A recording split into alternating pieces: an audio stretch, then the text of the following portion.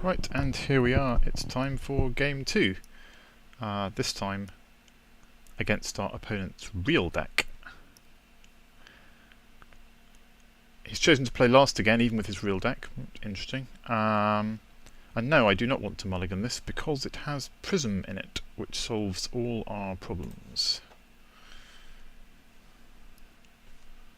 Our opponent has gone to 6 cards, so we have the advantage. Just have to hope he's not blisteringly fast.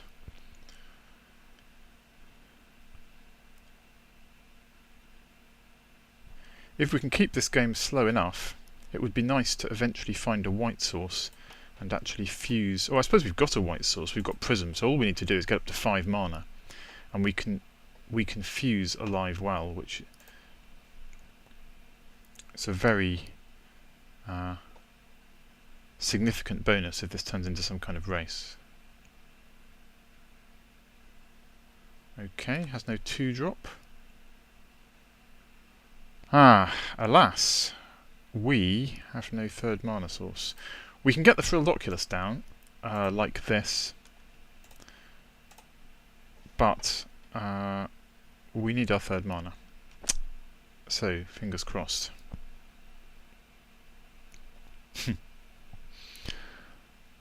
Oh no, that's horrible news. Okay, so that urgently needs pit fighting as soon as we've got enough mana. Still no 3rd mana source. Okay, this is going to get bad. I think we'll attack and see if I can persuade him to block. No. Wasn't being serious. He's not going to fall for that. Okay, there's not much I can do here. I just have to pass. If he plays an X1, I could consider pit fighting it, but I'm actually probably going to want that for the Bane Alley Broker itself.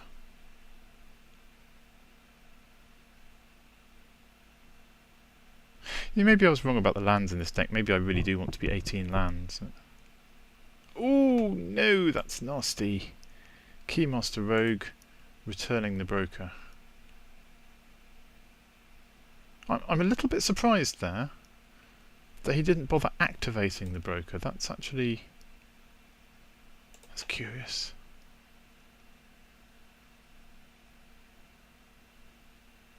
Okay, so there is something good we can do here, which is attack with the Oculus,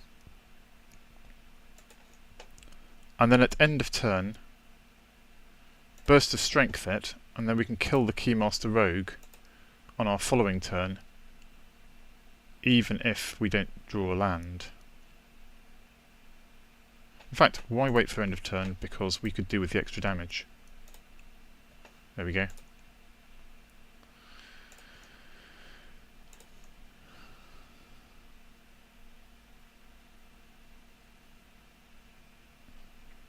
So presumably he just hits us with the Rogue. We still desperately need another mana. It's not good at all, but at least he's probably going to spend this turn recasting the Broker. Just don't want to see something like some high-powered 5-drop that we can't deal with. That would be very bad. Yeah, good, the Broker's come back down. That's relatively harmless for us.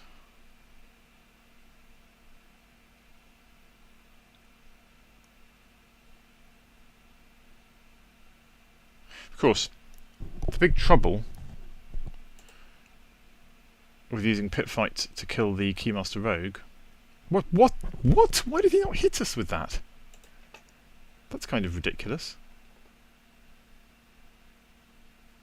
That's extremely ridiculous. Okay, so... hooray! We have another forest. So, do I want to use it to actually get Dimir Cluestone down? Yeah, I think yeah, that's probably more urgent, in fact.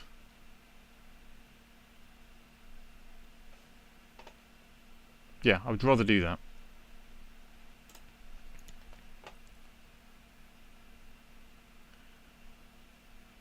Our opponent doesn't know about a live well, So if we can persuade him to devote his efforts to racing, then we may be able to surprise him. Be good.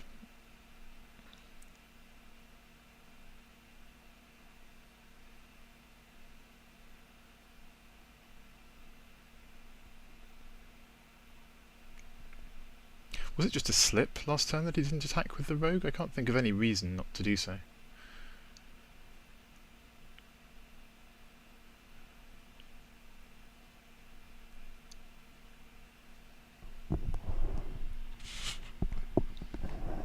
I mean, come to that, I suppose there's a legitimate question over whether I should have attacked with the Oculus, kind of bluffing an intention to pump it.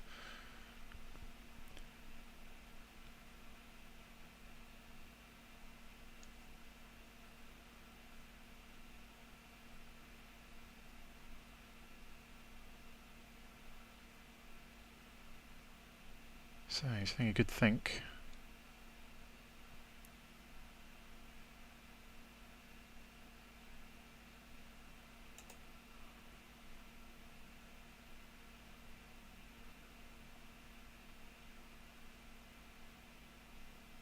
Surely he has to attack. That's amazing. What could he possibly have? Maybe something like, I don't know, Furious Resistance or something that he's trying to get value out of? It just makes no sense to me at all. Right, so we have 4 mana now. But really our hand is still being held up more or less by a lack of mana.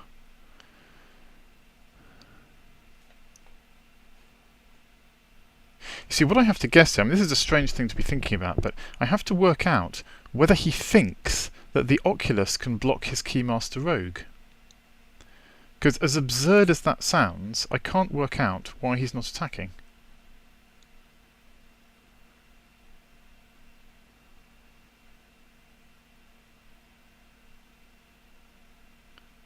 Well, I think I'm going to swing here. I think we could do with knowing this. At least if he attacks next turn, that gives a clue. And if he tries something like Furious Resistance, that's not going to work because the Oculus can pump itself.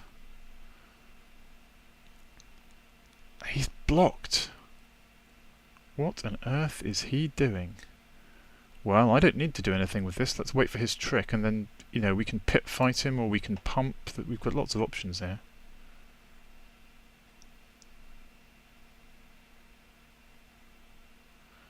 Okay, so Furious Resistance makes it a 6-point first striker, which is a lot, so I think we will pit fight.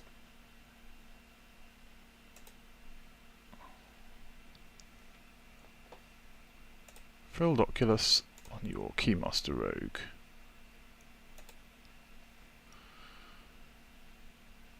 That really is quite strange. Still, you know, on the plus side, called it correctly. That is indeed what he had.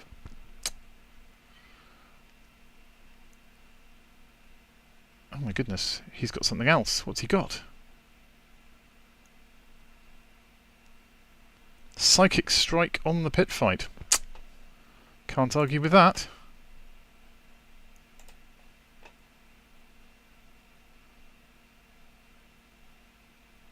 Right, so there's no point pumping up our guy.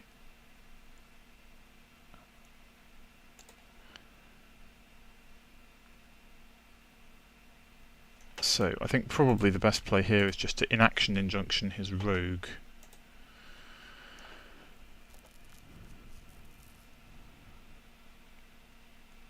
It's an interesting question over we'd be better off doing it on the broker in case he's out of gas. No, I think I'm happy enough just keeping our life up here. Oh, we draw a land. That's very convenient.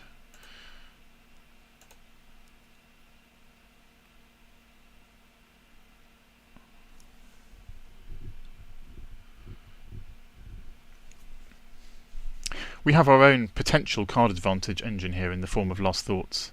So we don't have to panic too much about the fact that he has the advantage there.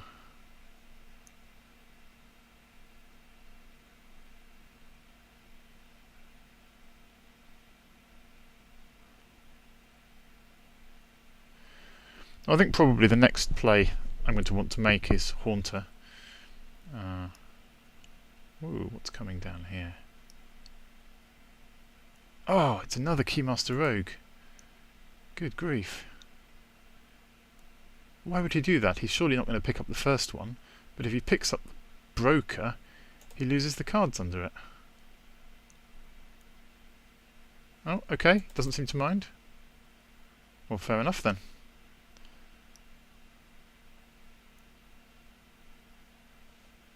So, he's definitely decided that he wants to race.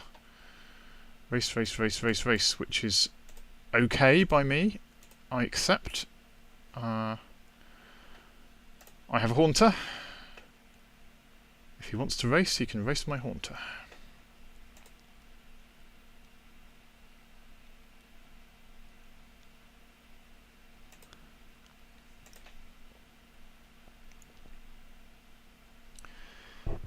So the plan here, broadly speaking, is get the Death Cult Rogue and the Karodza Monitor down. Chronic flooding. Really? Really? And I'm not sure he wanted to play that with his Swamp either, because now he can't put his Broker back down.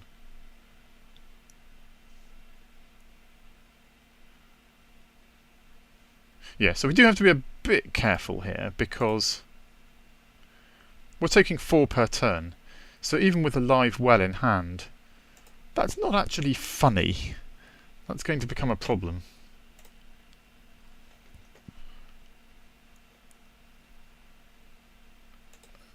The open mana he's got there makes me a little bit wary as well, because it does look slightly like it might be an attempt to hold up a counterspell. So I'm going to go for the Monitor here over other options, just because it's the thing I least mind having countered. Okay, no counterspell.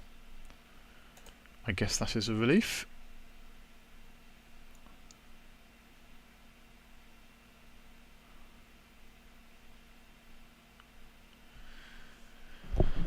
So with a live well, we're currently looking quite good for this race,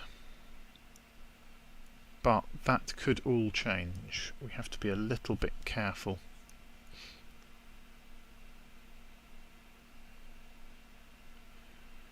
In particular, as soon as something happens to the Haunter, that's a major concern, because suddenly his damage rate shoots up. Okay, blockers indeed. Is he really going to start blocking our things? Really? So, blue, red is no longer anything like as scary as a potential counterspell.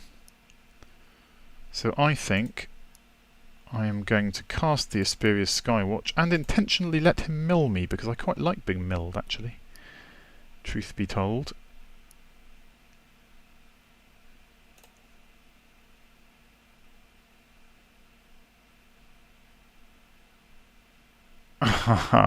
And of course it's milled the Corpsejack Menace, but none of my Scavenge creatures. Okay, so, never mind that.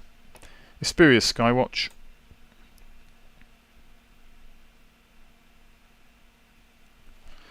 Now, I don't care if he blocks with the Bane Alley Broker, so I'm going to stop one of the Keymaster Rogues.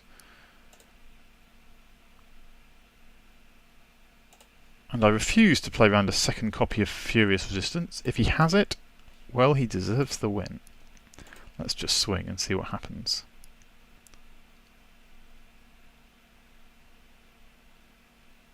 Good, he's not blocking the Haunter, so that's a relief. I really didn't want to lose that. Because, you know, there were other ways he could have killed it. He could have had Burn, for example, which which we know he's got. So right, so things are looking quite good for us now, in that a live well puts us further ahead in the race than he thinks we are, and the Asperious Skywatch can just hit him next turn, and if we do that with Last Thoughts on it, then we end up with plenty of cards as well.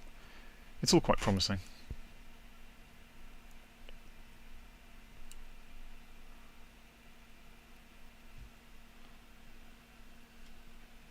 Of course, he's probably now going to hit us with Mizium Mortars or something. That's the way it goes.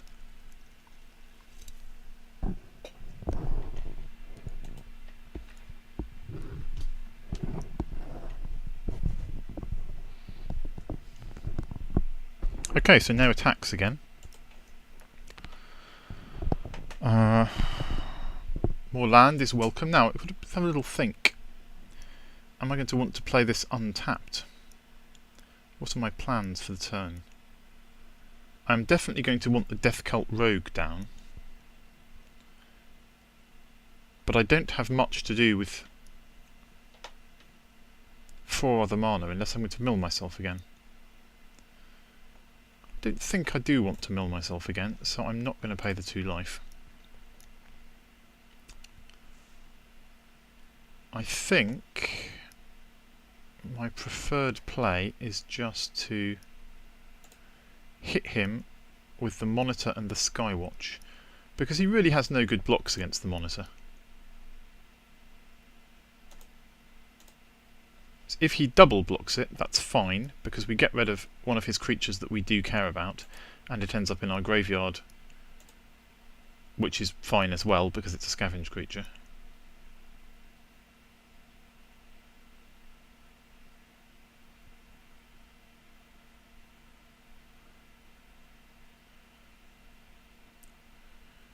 Also, if he has something like Turn Burn here, he can't get very good value out of it because we're just not presenting any tempting targets.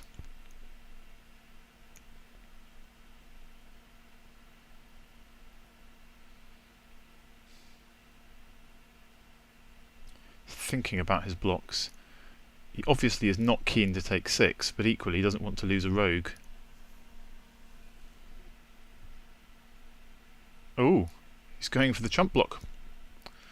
Okay, I'm not sorry.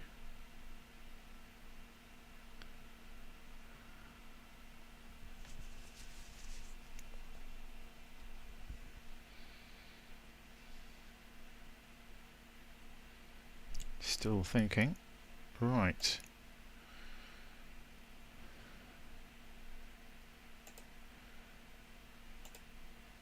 But he's going to have a card before he goes, fair enough.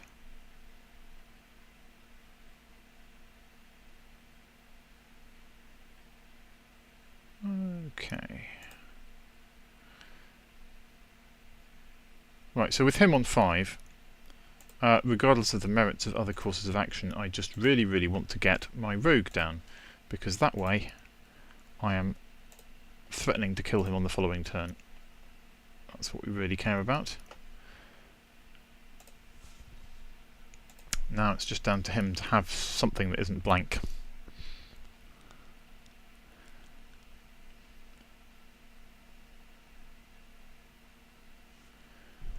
What I will most likely do on the following turn is open with a fused Alive Well, just so that if anything interesting happens in combat,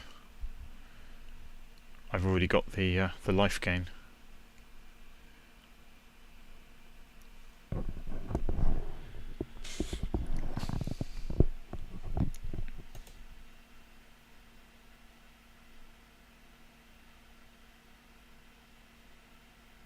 Okay, well, he appears to have nothing, so I see no reason to cast Last Thoughts here. That's not productive.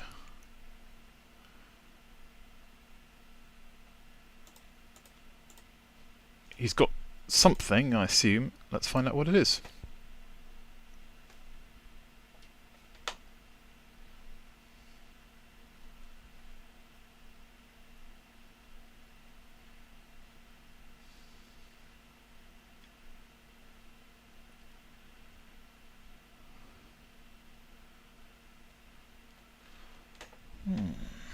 to think.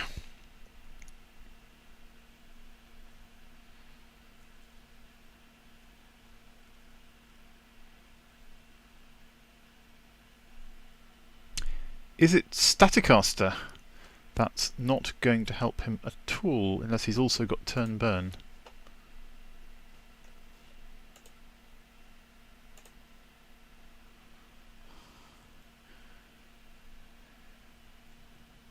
Ah, no, okay, wait a second. I've overlooked something important here, which you've probably spotted and are laughing at me. Keymaster Rogue is a rogue. He can actually block my Death Cult Rogue if he wants to. It's not particularly good for him, but he can do it, so that's definitely relevant.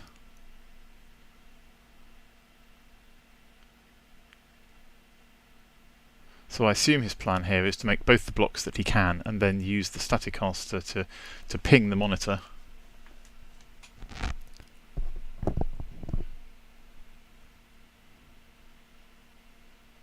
Yeah, okay. It doesn't actually affect anything very much. So once those two are dead, I can attack with the Haunter as well next turn, so it's a pretty overwhelming advantage, really. And I think the only thing I lose to is if he can somehow mill me out, which seems a little bit unlikely. Oh, look, 2 lots of first strike. That's pretty painful.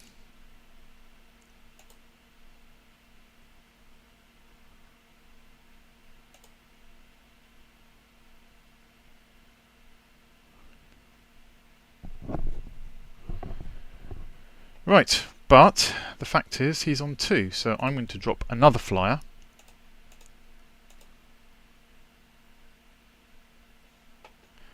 Now, there's an interesting question here over who to mill.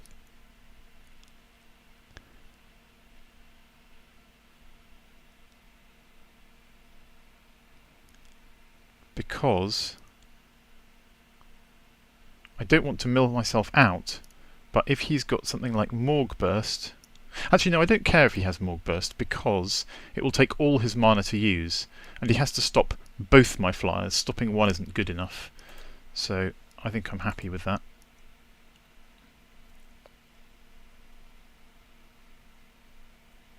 Oh, and look, there it is. He's got a Mind Grind, so there was a genuine mill threat in that deck. Right, okay, so this might be his last turn. Let's see what he's got.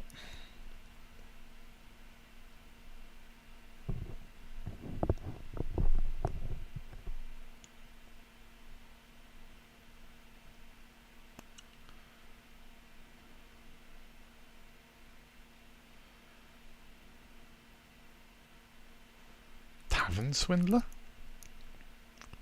That's not overwhelmingly relevant.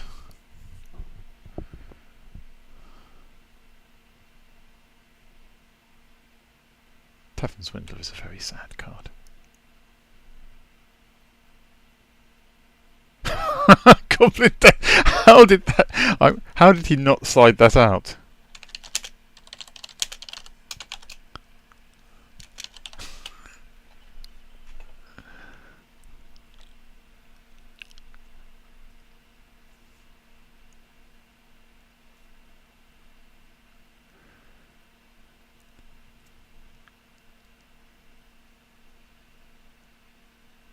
Ah, well, he informs me that he kept it in because it's a flying blocker. So, who am I to argue, eh?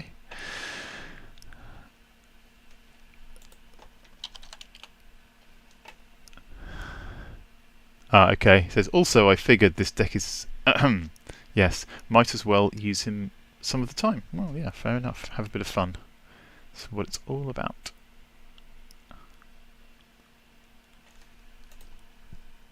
Ah, and he looks like he's conceding as well.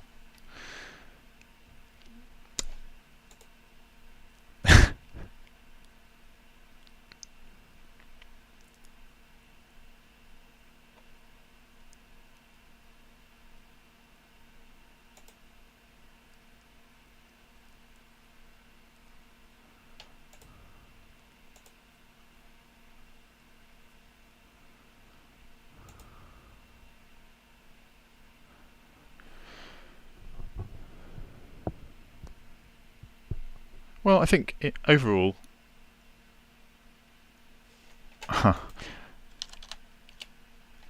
He was planning to go Rakdos. Well, he should have done. There was a Rakdos Guildmage in that draft.